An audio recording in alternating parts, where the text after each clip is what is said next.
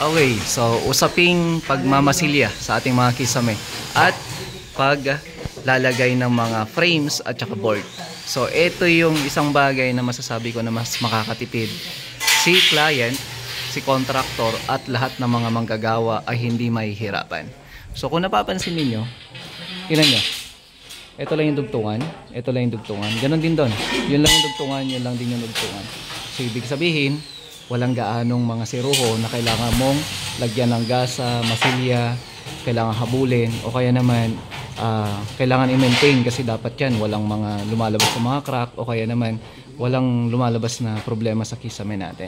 So bakit nga ba na mas makakatipid mga kamasla? Kung mas maliliit yung mga o kaya mas kakaunti yung lalagyan mo ng mga pintura o yung masilya na yan, syempre mas makakatipid ka sa material. So yun ang kagandahan, mapapabilis trabaho. Yun yung paraan natin, masasabi natin na ayos yung kalalaban ng proyekto, di ba? So yun yung paraan natin. So tama yung framing kasi ang ginagawa ko diyan, sinusukat ko muna yung area.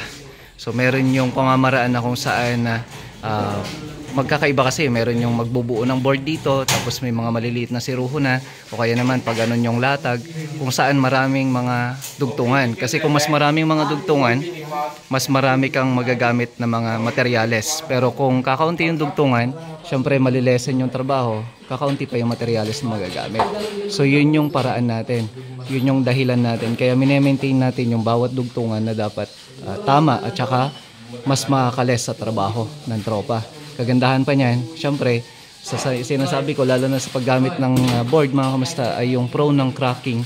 So dapat yun yung mga prevent natin para mas maayos yung trabaho. So kung napapansin niyo, di ba? Kung yan lang yung focus natin na lalagyan, mas maganda, kaunti na lang na. Ganon din siya sa kabila. So sabi ko nga, dapat pagka naglalatag kayo, sinusukat nyo muna yung area, yung sukat, kung ilan ba yung board na pupunta at kung paano mo siya ilalagay yung board. Kasi tingnan natin to, nagkasya yung 8 feet dito. So ibig sabihin, pasok na ho siya pagdating sa may mga cove na.